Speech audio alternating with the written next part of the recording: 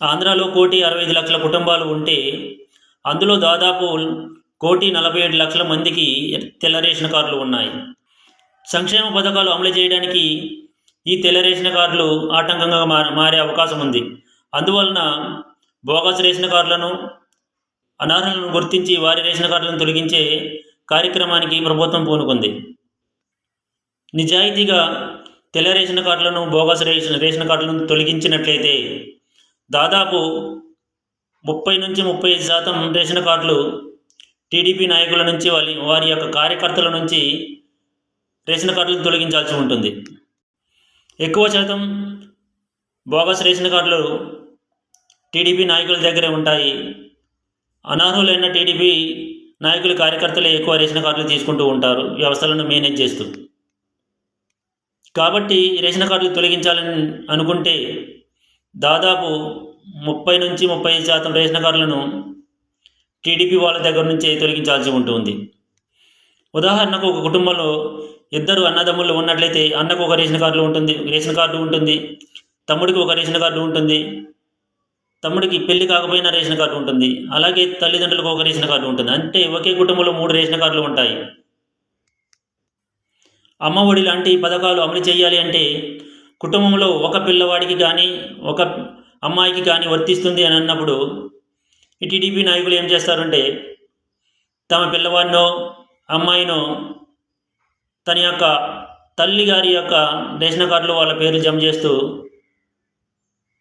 Bogus ration కార్డులు తీసుకుంటూ ఉంటారు.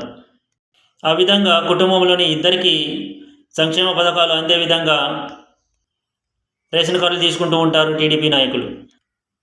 ఒక కుటుంబానికి 20 ఎకరాలు పొలం ఉన్నట్లయితే ఆ కుటుంబానికి సంక్షేమ పథకాలు రావు అని ఒక నిబంధన తీసుకొచ్చినట్లయితే అదే కుటుంబం చెందిన నాయకులు ఏం చేస్తారు అంటే వారి యొక్క పిల్లలపైన, ఇతర కుటుంబ సభ్యులపైన 4 ఎకరాలు 5 ఎకరాలు రాసేసి వారికి కూడా రేషన్ కార్డులు తీసుకోవడం కోసం అప్లికేషన్స్ తీసుకుంటూ ఉంటారు ఈ టీడీపీ నాయకులు.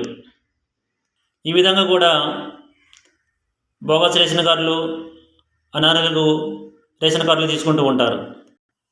ఒక కుటుంబంలో ఉద్యోగం చేస్తున్న వారు ఉన్నట్లయితే వారికి పథకాలు అమలు కావు, తెల్ల రేషన్ కార్డు ఇవ్వము అని చెప్పినట్లయితే ఆ కుటుంబంలోని తల్లిదండ్రులు వారి పిల్లలకు దూరంగా ఉంటూ సపరేట్గా ఉంటూ ఉద్యోగం వచ్చిన తర్వాత మా పిల్లలు మమ్మల్ని సరిగా చూసుకోవట్లేదు, అందుకే మేము సపరేట్గా ఉంటున్నాము, కాబట్టి మాకు తెల్ల రేషన్ కార్డు ఇవ్వండి అంటూ తెల్ల రేషన్ కార్డుకి అప్లై చేసుకుంటారు.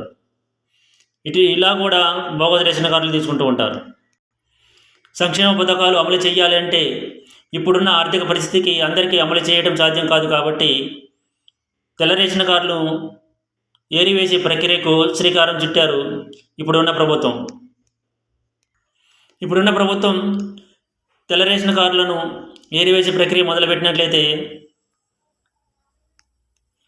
ప్రతిపక్షాలకు చెందిన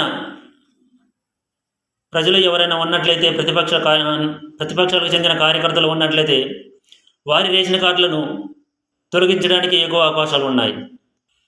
ఎందుకంటే ఇప్పుడు టీడీపీ ప్రభుత్వం ఉంది కాబట్టి టీడీపీకి అనుకూలంగా ఉన్న ఓటర్లు కానీ, ప్రజలు కానీ, కార్యకర్తలు కానీ వారి యొక్క ఓటు బ్యాంకుగా వినియోగించుకోవాలి అనుకుంటే వారి దగ్గర ఉన్నటువంటి బోగస్ రేషన్ కార్డులు కానీ, అనర్హుల రేషన్ కార్డులు కానీ తీసివేయడానికి టీడీపీ ప్రభుత్వం ముందుకు రాదు. కాబట్టి రేషన్ కార్డులు తగ్గించాలి. కాబట్టి ప్రతిపక్షాలకు చెందిన కార్యకర్తలు, ఓటర్లు వారి యొక్క రేషన్ కార్డులు తొలగించడానికి ముందుకు వస్తుంది. ఒక సందర్భంలో లోకేష్ బహిరంగ సభలో మాట్లాడుతూ వాలంటీర్లు అయినా సరే మేము చెప్పిన వారికే, మా ప్రభుత్వం వస్తే మేము చెప్పిన వారికి పథకాలు ఇవ్వాలి, మేము చెప్పిన వారికి తెల్ల రేషన్ కార్డులు ఇస్తాము అంటూ బహిరంగ ప్రకటన చేశాడు. కాబట్టి ఇప్పుడు అధికారంలో ఉన్నారు కాబట్టి వారు చెప్పిన వారికి, వారి కార్యకర్తలకి, వారి నాయకులకి రేషన్ కార్డులు కానీ, సంక్షేమ పథకాలు కానీ ఇవ్వడానికి అవకాశాలు ఉంటాయి. ఇప్పుడు ఏరివేస్తున్న రేషన్ కార్డులు ఏవైతే ఉన్నాయో అవి అర్హతను బట్టి తీసేసే రేషన్ కార్డులు కావు. వాడు పేదవాడా ఉన్నవాడా అని వెరిఫికేషన్ చేసి తీసేసే రేషన్ కార్డులు కావు. వీడు మన పార్టీకి చెందినవాడా ప్రతిపక్ష పార్టీకి చెందినవాడా అని,